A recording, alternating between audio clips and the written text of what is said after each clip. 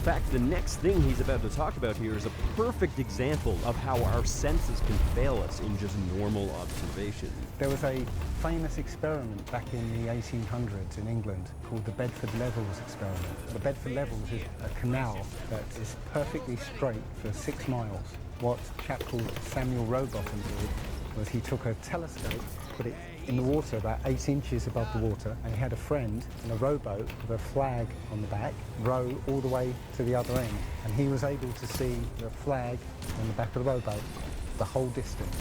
According to spherical trigonometry, the curve of the Earth is 8 inches per mile squared. So over 5 miles, that's 5 times 5, 25, times 8, 200 Is a man inches, not which works entitled out to at the 16 sweat of his feet. snipes? That means the boat should have been 16 feet below the horizon.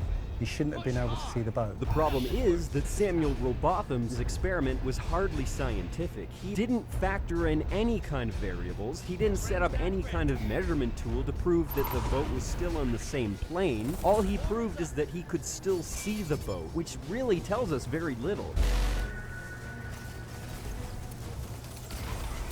The scientists will say, oh, refraction and this and light bending around the Earth and stuff. But the fact is, it's perfectly flat, and in his book, he puts forward many arguments to show, many experiments to show the Earth is always perfectly flat. Exactly. It's a well-known fact that light only travels in a straight line in a vacuum. Add in any other factors like gases, liquids, gravity, the light is going to change direction, sometimes only slightly and sometimes by a lot. Everybody knows that if you jab a stick into the water, that stick changes direction as soon as it crosses the surface. That's because light is refracting through that water. In the same way that light changes direction in water, it also changes direction in atmospheres.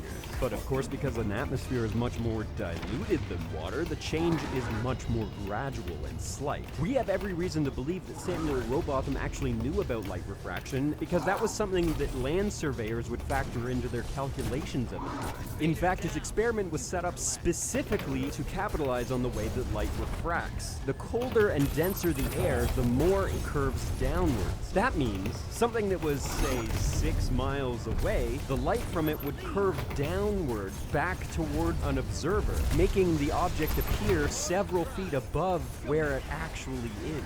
A separate man, Alfred Russel Wallace, revisited this experiment but added in a way to measure the difference in observation as it relates to distance. He set up 3 poles. He set up his telescope at the first pole, the second pole was 3 miles away, and the third pole was 6 miles away. And what he